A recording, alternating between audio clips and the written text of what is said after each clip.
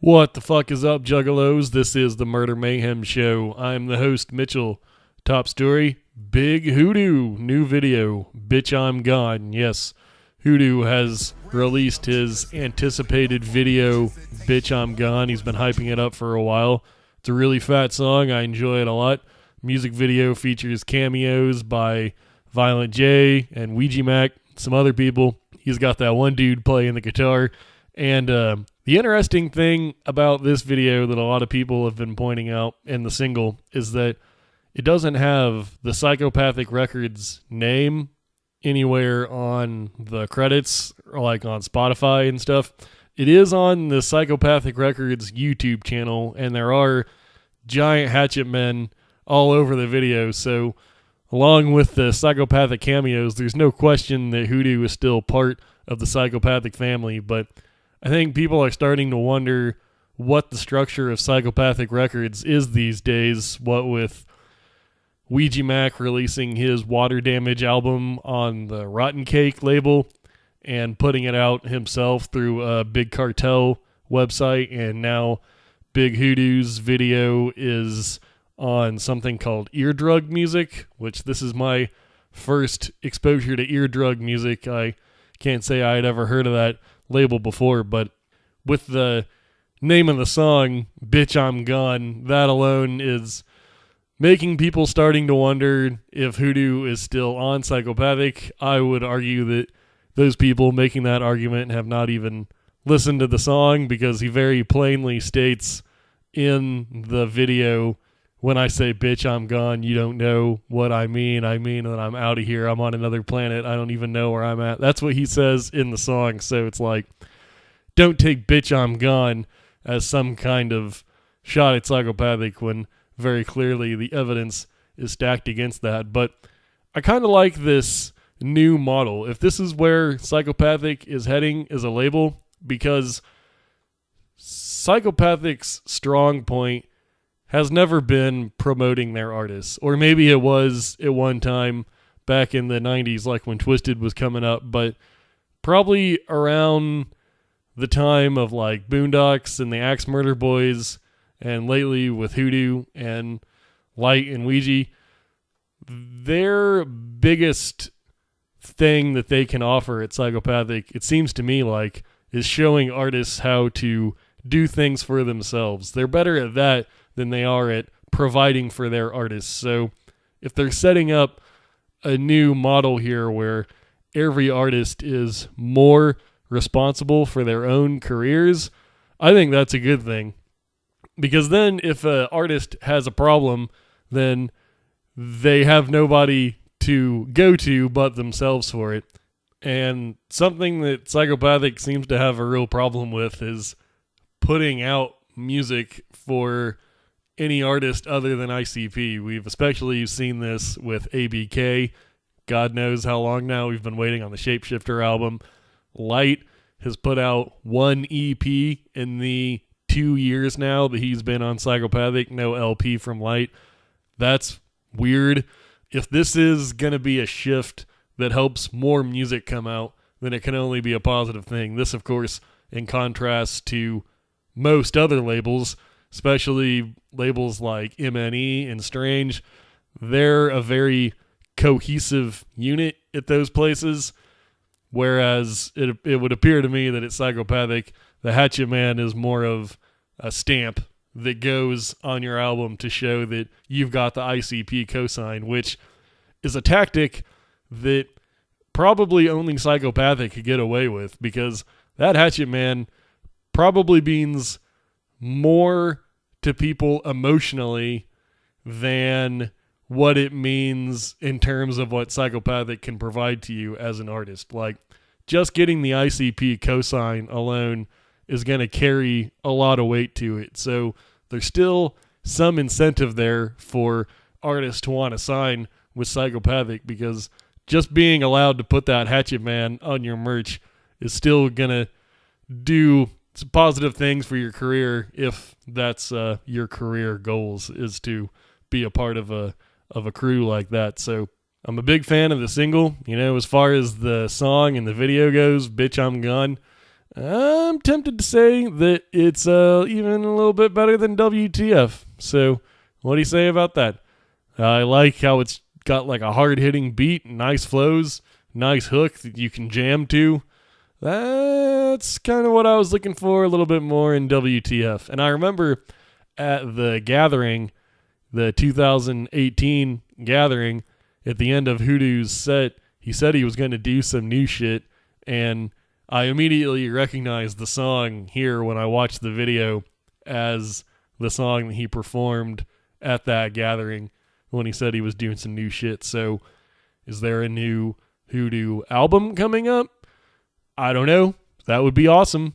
And if a new Hoodoo album comes out on Eardrug Music, but it has a Hatchet Man on it, and that's the only affiliation on paper that there is with Psychopathic, I have no complaints with that. I mean, that's just as good. I mean, who gives a shit, really? We're starting to get into this gray area of the music industry where it's like, what is a record label really anyway? And for some people that have been in the game as long as ICP, it's pretty remarkable that they would even have the longevity that they've had so far. So if we've hit a point now where they got to shake things up in a big way just to keep it together, I have no problems with that. It's all good to me. Now, speaking of psychopathic artists doing it for themselves, here's a name we all know, Anybody Killa. He will be featured on the Wicked 101 show on the Magic Ninja Entertainment Facebook page. That'll be going down on December 29th. And when it comes to Anybody Killa, people always tell me that he's off the label or that he's been off the label for a long time or that ABK is strictly Native World. ABK's not psychopathic, but he rolls with them. People give me all these interpretations of ABK's career. And to that I say, show me the proof. Nobody ever shows me the proof. They show me their speculations. They show me where they're pulling this conclusion from. Things like ABK wasn't at the march. ABK isn't in the Juggalo Love cipher. ABK hasn't released an album on Psychopathic in a long time. These are all things that have been addressed. ABK talked about why he wasn't at the march and why he's not in the Juggalo Love cipher in an interview he did with Replicon Radio a good long time ago, like back when those things were happening. I think that was in probably September or October of 2017, right when those things were happening. So it's already been explained that he was supposed to be at those events and he wasn't able to make it.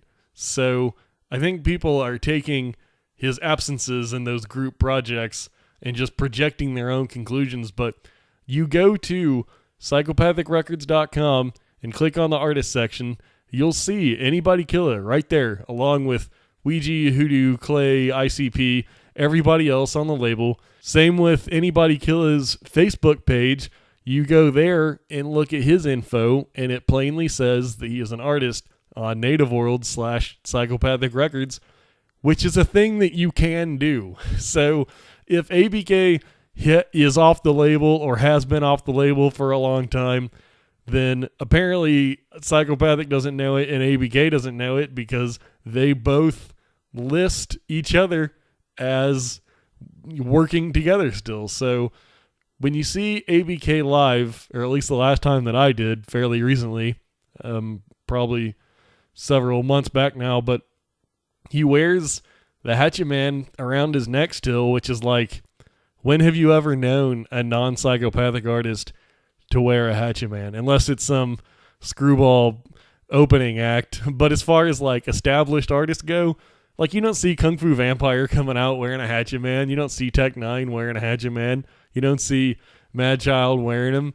You know, not typically, not as part of their typical set anyway. Maybe there's some exceptions where maybe some artist plays the gathering and he wants to show his respect by rapping a Hatchet Man, something like that. But you don't typically see artists walking around with a Hatchet Man around their neck unless they're a psychopathic artist. DJ Paul does have a Hatchet Man tattoo, but you know, you can't exactly take that off and on. He's going to be having that for life. So I reject this whole notion that ABK is not on Psychopathic. Now, is it possible that he is not affiliated with Psychopathic and these websites just haven't been updated? I doubt it, but let's say that that is what's happened here. You don't know that that's what's happened. You're only speculating, so you've got to show me hard proof. And I'm talking a quote from ABK, a quote from ICP, or Billy, or anybody representing Psychopathic, saying concretely that ABK is no longer on Psychopathic. That's what I want to hear from you if you're going to tell me that ABK is not on Psychopathic. Not a bunch of bullshit speculations drawn off flimsy premises. I need the proof or nothing. And I understand why there's confusion, which is a whole problem that Psychopathic has been having for a long time now.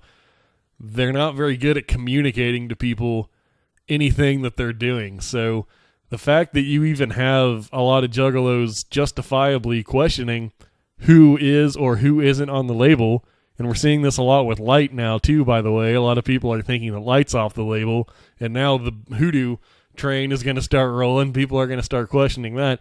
So Psychopathic needs to do a better job at putting out group photos, putting out group songs together, like really making it clear what's going on. So I think that ABK's appearance on this Wicked 101 show, which again is featured on the Magic Ninja Entertainment Facebook page, and we all know that ABK is no stranger to doing MNE events and MNE affiliated events. That's been a long time now, but I think that his appearance on that show would be a good time to just ask him point blank, straight up, what is your relationship with Psychopathic like?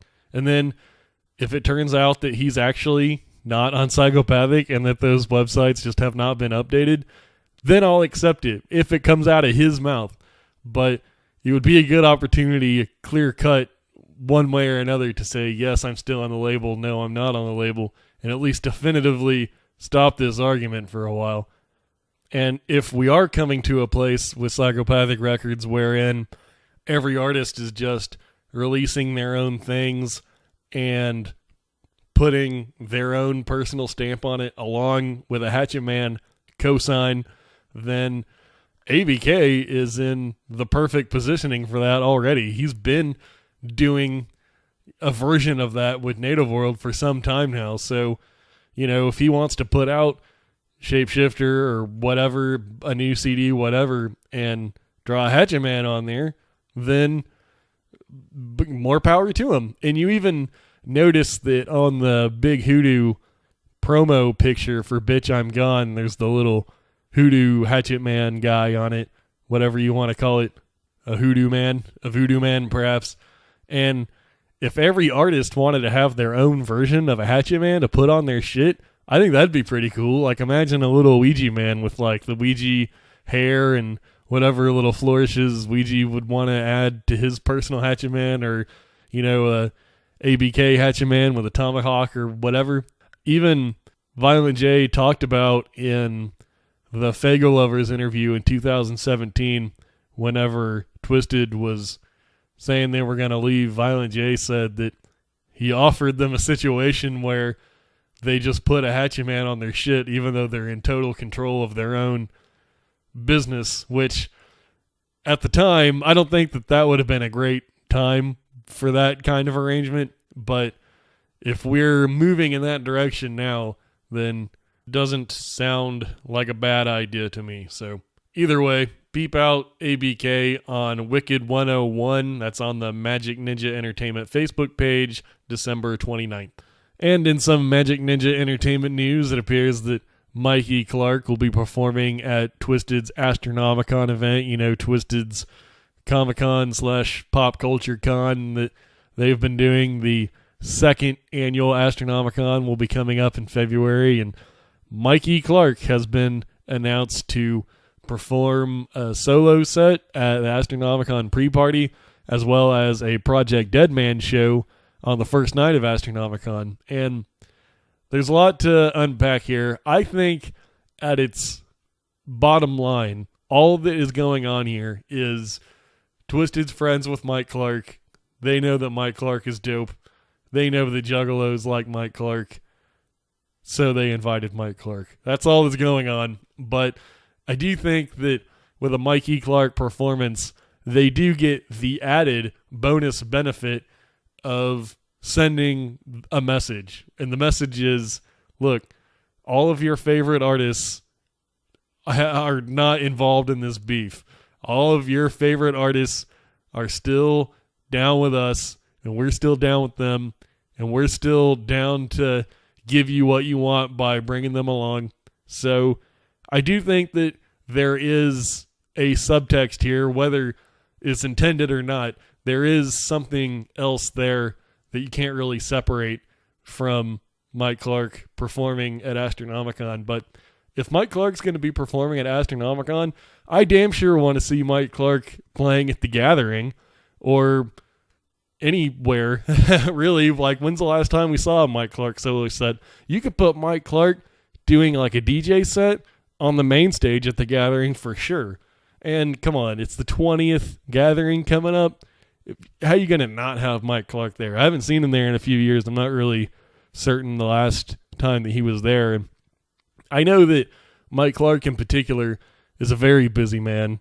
I mean, damn, he was just on the road with Kid Rock for a while. I mean, he's got, for sure, his own career, his own stuff popping off in a big way. So you can't really blame him for not having time for every little thing. But shit, if he's going to take a booking in Astronomicon, I'd love for him to at least be invited to The Gathering.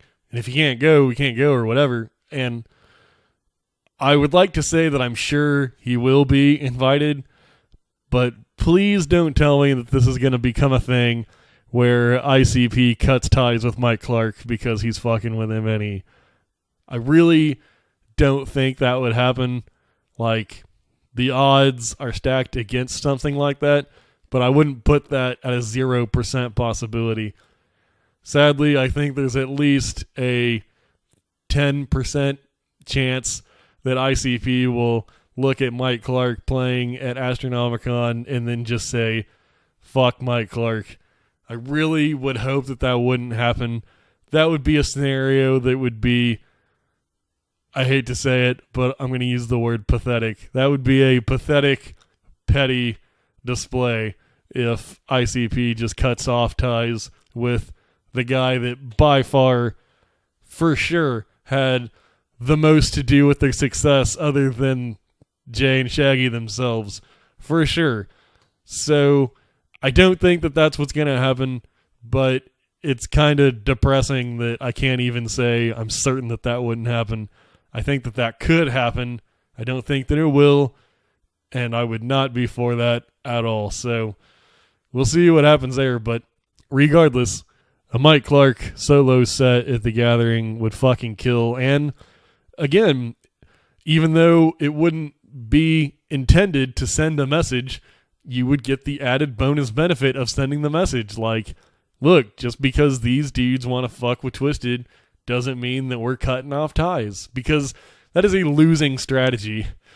That would not work out in the end, because clearly dudes like Jelly Roll and Ritz and Tech Nine, like, all these dudes don't have a problem fucking with them any, so you absolutely cannot just write someone off if you're psychopathic just because they fuck with them any. That would be a losing strategy. So we'll see what happens here, and that'll be a dope performance at Astronomicon to be sure.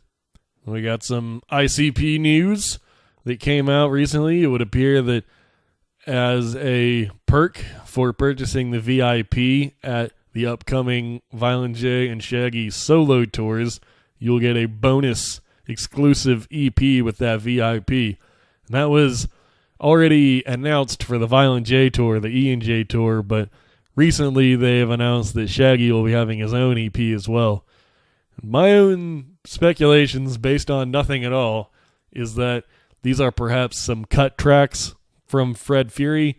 Maybe they recorded, a bunch of solo joints just on their own to pitch for Fred Fury, and then after whittling down the list, maybe they come up with some extras. Especially Violent J, I would have no doubt that since most Joker's cards have a lot of Violent J solo tracks on them, he probably recorded a bunch of stuff himself and ended up with some tracks left over. Shaggy perhaps maybe recorded some new stuff for an EP, I don't know, but that'll be awesome, especially coming after 2018 where we saw very few releases from Psychopathic, with starting 2019 off with Violent J solo EP, Shaggy solo EP, Fred Fury, of course, and Flip the Rat EP. You've already done more ICP output in 2019 than you would have in 2018. So looking forward to hearing those for sure. Hopefully I can make it to at least one or both of those shows. Tom Wood, he made a post on Facebook and social media, and I think this is a pretty important thing that we don't usually think about too often, but Tom Wood, of course, being the biggest, most ballerinest artist in the Juggalo universe, at least as far as I'm concerned, he has put out a social media post pleading with people to not endorse these bootleg bullshit web stores all over the internet that are essentially just taking his art, putting them on hoodies and shirts and shit and reselling it. This is a real problem in the art world just in general. This is by no means exclusive to ICP or Tom Wood, but he's right. It is important to not give these people your money. I mean, shit, there's your next Snake Busters episode, Jay and Ruby. Snake Busters on these fucking bootleg-ass t-shirts with Tom Wood's designs all over them, or just any Psychopathic Records designs. You see them all the time. So, as fresh as some of those shirts look, remember that they're only fresh because Tom Wood's shit is on there, and it is taking money out of his pocket to buy stuff like that. So, take a look at Tom Wood's social media post, and I think you'll agree with what he has to say. And in more music news, Ice Cube dropped his Everything's Corrupt on December 7th. Man, let me tell you, it is the shit. I thought that it would be the shit, and it is the shit, plus 10 more points. It is everything I hoped it would be, plus more. It's everything I thought it should be, plus more. And I think that a lot of rap veterans could learn something important from Everything's Corrupt, which is you don't constantly need to be switching up your style to stay fresh. This Ice Cube album, first new album in something like 8 years, something like that. I believe it was said that it's his 10th album somewhere in there. And, you know, Ice Cube's been in the game, 30 plus years. So to stay fresh that long and still put out new music that's comparable to your old shit, that's pretty remarkable. And the way that he stays that fresh, in my opinion, is by not constantly switching his shit up. And if you listen to Everything's Corrupt, you'll see that it just keeps with the old school G-Funk, West Coast bounce that Ice Cube is known for, the shit that made him famous, the shit people like, the shit people want to hear when they listen to Ice Cube. He's got DJ Pooh on a track. That's some throwback Ice Cube type shit. The only featured guest on the whole track list is Too Short, a featured guest that you very well would have seen on an Ice Cube album from the 90s. So you don't always have to be chasing the new styles or evolving in that way just to keep it fresh. And you hear this all the time from a lot of the older artists. They say, well, if I don't switch it up, then I get bored. Or if you don't switch it up, then the fans are going to get bored. Or if you don't switch it up, then this, and this. Not always the case. Sometimes people want to listen to an artist because they like that artist's sound, and that's what they want to hear when they hear his shit. Now, I don't know if a lot of the young kids, the whippersnappers, are going to be into Everything's Corrupt the way that I am, but I've seen almost nothing but positive reviews on the internet. Ice Cube, this is what Ice Cube fans want. He's not trying to compete with Lil Pump or Lil Yachty or the Migos or Cardi B or whatever. He's just Ice Cube doing Ice Cube, which is what the Ice Cube's fans wanted and what Ice Cube delivered, in my estimation. So if you are an Ice Cube fan and you were reluctant to check out his new shit because you just thought, well, Ice Cube's old and stale and shitty now, you are wrong. Check it out. It's fucking awesome. There's some really great tracks on there. Solid stuff. Same classic Ice Cube in a good way. And if you're a young kid and you've never even heard Ice Cube, I don't know. I would be curious to hear what you think about it as well. But I definitely give it the thumbs up. A big recommendation. Everything's Corrupt. The new shit from Ice Cube. And he's been in a total media blitz as well. These fucking Ice Cube interviews keep popping up quicker than I can see them. Good quality interviews, including my two favorites, Charlemagne the God and Sway. Those are hands down my two favorite interviewers in the hip-hop interview game. And I have not even had the time to sit and watch all these, not to mention performances. I know he was on Fallon. He's been around just fucking killing it, crushing it. Interviews. This is the Ice Cube that I love. Thank you, Cube. You're doing a great service to the hip-hop world. And speaking of that old G-Funk West Coast shit, man, oh man, new documentary on the way. This is really exciting for me to hear about. Showtime is putting together a documentary on Suge motherfucking Knight, and that is called American Dream / American Nightmare. Nightmare, get it, like Suge Knight. And man, if there's one guy on earth that is like totally reprehensible, but I cannot help but hear every story about him that I can, it's Suge Knight. This dude, if you don't know, which if you don't know, you got to be a young ass kid or something, but if you don't know, Suge Knight was a goddamn menace from the point of death row all the way up to him currently facing years of prison for murder. Now, I know there's the whole other side of Suge Knight, which is why this documentary is very appropriately called American Dream / American Nightmare, because he was weirdly kind of a role model to a lot of people, especially young black people that like to see a black man running his own business that wasn't going to take any shit from anybody. And it's like, in the whole Suge Knight pantheon, there are little nuggets of things that you can pick out and say, oh, I respect that, I respect this, but they're totally glossed over for me by things like forcing a dude to drink pee or just randomly beating the shit out of people. I mean, if you saw the Straight Outta Compton movie, that is all very real, as from what I understand, just fights. I mean, that's why Dr. Dre got out of death row. That's why Snoop Dogg pretty much just totally washed his hands of death row completely after Suge Knight went to jail on the day that Tupac died. Snoop Dogg, he put out another album, but then he was just like, I'm fucking out of here, so much so that he moved all the way to Louisiana to join up with Master P on No Limit, because Suge Knight, the stank of Suge Knight was just like consuming that whole region at that time, and it was not a good place to be by all accounts. Suge Knight, for every positive thing you can say about him, there's 10 just insane stories floating out there, including, you know, the infamous one involving Vanilla Ice, where Suge Knight all but implied he was going to throw him over a balcony if he didn't hand over some of the rights to Ice Ice Baby. That's a classic story, which evolved into this thing where people said he dangled Vanilla Ice over a balcony by his ankles. Vanilla Ice never said that, by the way. He did that.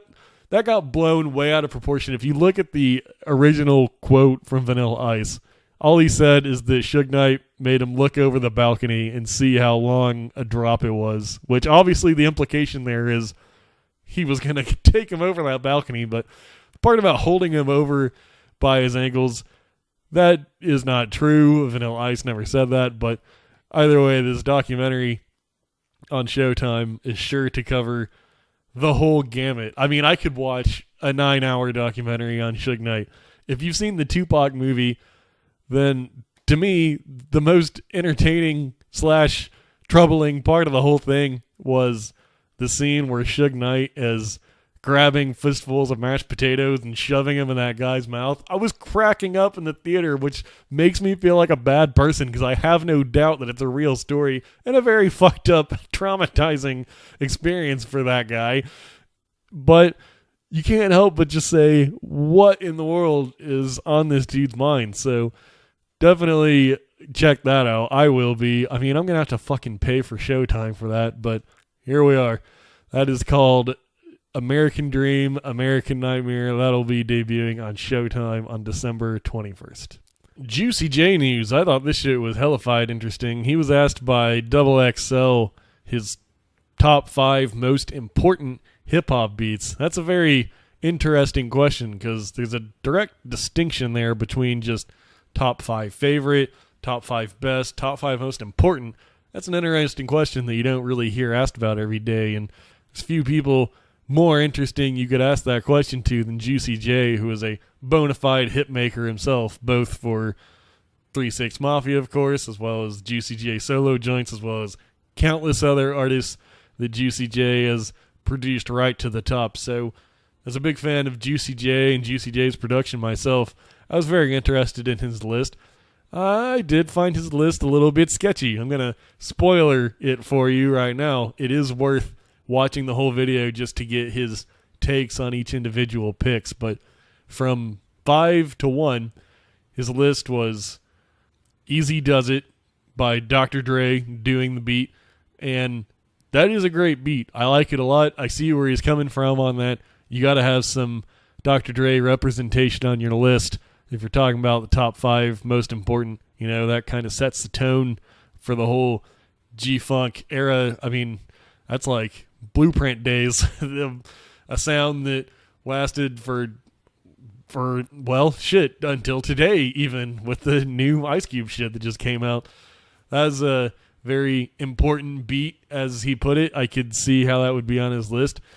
Number 4 on Juicy J's top most important hip-hop beats, Hey Ya by Andre 3000. Okay. I don't know. A little too poppy for my taste. I don't know what's so important about it, especially if you're talking Outkast. You could do better than that, I think.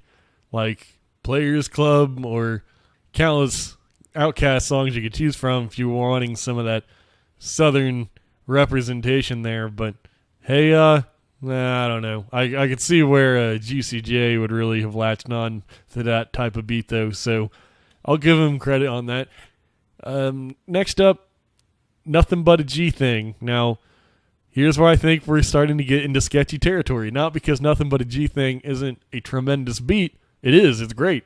But now we've got 2 beats by Dr. Dre on one list. And when we're talking about the 5 most important hip-hop beats, there's only so much room.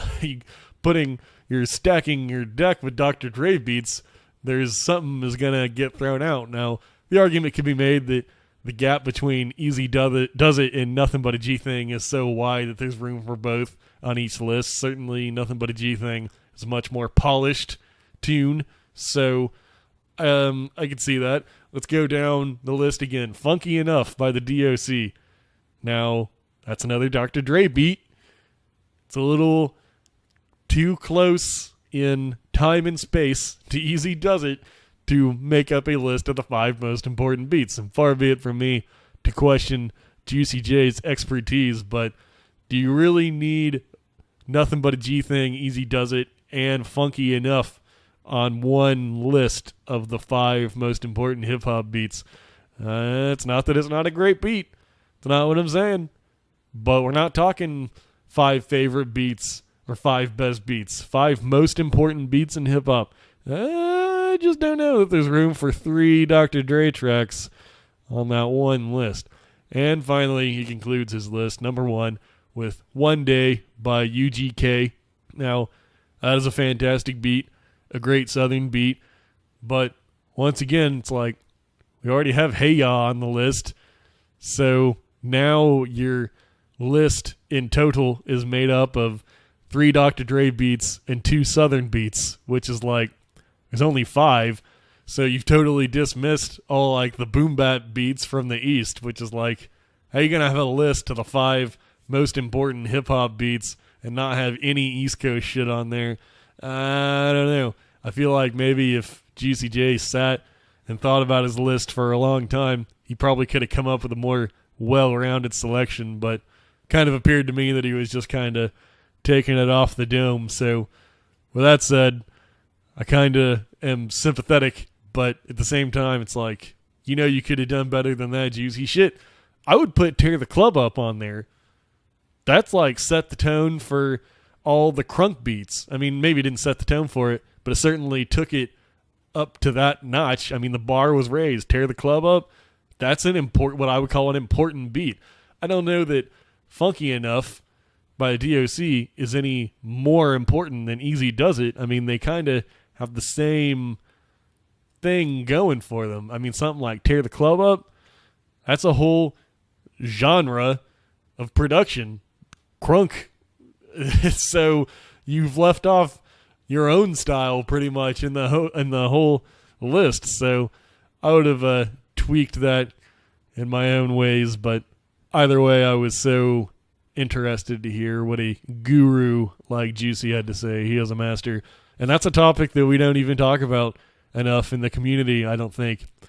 That should be a question that is asked of all the major producers. What are your top 5 most important hip-hop beats? Important is such a cool word, I think, to use there, because, my top 5 favorite beats would probably all be Mike Clark beats if I really had to think about it. But if we're talking most important, I would like to pick and choose from time and space. Little 80s, 90s, 2000, South, East, Midwest. Kind of come up with a list of 5 that really means a lot to the culture as a whole. So that was an interesting interview regardless. I still suggest that you check it out. That's at XXL. Big fan of Juicy J. Definitely not disrespecting him at all. But the whole point of these types of questions are to have these types of conversations. So I'm just engaging, throwing in my 2 cents. Big Juicy J fan. Big fan. And closing up with a man that I'm not such a fan of, to be perfectly honest, but I thought he deserved some recognition. Kid Rock actually paid for 350 families layaway at a Nashville Walmart. I thought that was the shit to read about, because here we have Kid Rock, a guy who makes comments that I don't always agree with, to put it lightly, but it's important, I think, when we have a figure that we don't necessarily really support necessarily, when they do something good, give them good feedback, give them good recognition. I mean, what good does it do to just shit on somebody all the time because you don't like them, even if you do something good? And there's going to be people shitting on this anyway, because people just shit on everything. But I wanted to single out some recognition for Kid Rock because I thought that was the shit. I've heard the figure in dollar amounts somewhere in the $80,000 region. Who really knows? But fuck, man. $80,000. That's the shit. 350 families. I had to give some props to Kid Rock on that one. So good job, Kid Rock. You used to make awesome music. Now you don't. But you still seem like you did a good thing there. So a few more closing notes. This is a new section that I am adding to the Murder Mayhem Show, a new feature that I'm calling a few more things that I fucked with this week, because stuff comes out so rapidly, you don't always have the time to single out every single release, nor do I have a dearth of thoughts about everything that comes out. So I still wanted to give some recognition to some fat shit that I fucked with this week. I think you should fuck with it too, if you have my taste. First up is Jelly Roll's Goodnight Nashville album. That's the shit. I'll give it the same review that I give just about every Jelly Roll project, which is, if you like Jelly Roll, you'll like this, because it's kind of a niche genre of rap, that country rap 20 twang. So if you don't like that type of music, you know, like Boondocks or Yellow Wolf or what have you, probably not going to like this. This isn't going to be the album that converts you, but if you are into that type of shit, as I am, this is definitely another solid banger from Jelly Roll. Good Night, Nashville. Yeah, is the shit. Peep that album out on Spotify and YouTube and buy it if you like. There's all kinds of options. You know how that goes. Next up, there is a new music video by Ubiquitous from Cess Crew. He put out a new video called The Good Guy. I thought that was the shit. Good beat, good flow, good verses. What more can you ask for? Funny video. Dug it. Would watch. Again, give it a thumbs up. Peep that out on YouTube. Check it out. Add it to your Spotify playlist. Do what you do. There is, of course, the AXE video, Al Azul Alu, their video for Forever Face. This song fucking rocks. I love it. I loved it on the album. I love that there's a video for it. Video, I'm not going to call it the highest budget video in the world, but we know what it is in this underground scene. This is the type of shit that just is fucking raw. The song is sweet as hell. Love it. Big fan. Peep that out on YouTube. I think you'll really enjoy that. Mac Lethal. Yeah, this is a fat new one, and one I didn't really expect. He put out a new video for a song called I Tried to Kill Myself. The video is just him, so it's not like the video is the most theatrical thing in the world, but the song is awesome, so check that out. It's called I Tried to Kill Myself. That's available on all the normal standard outlets, and really awesome lyricism. That's how Mac Lethal does. That's how Mac Lethal did this time. So peep that out. Mac Lethal, I Tried to Kill Myself. Whether or not you're a Mac Lethal fan in general, this could be the song to convert you because it's a pretty damn nice one. So I think that just about does it for this episode of the Murder Mayhem Show. You can always get at me on social media, Twitter at Murder Mayhem Guy. There's Facebook.com/Mayhem Show. There's the YouTube channel, youtube.com/C/Murder Mayhem Show. There's the podcast. You can find that easily at murdermayhemshow.com.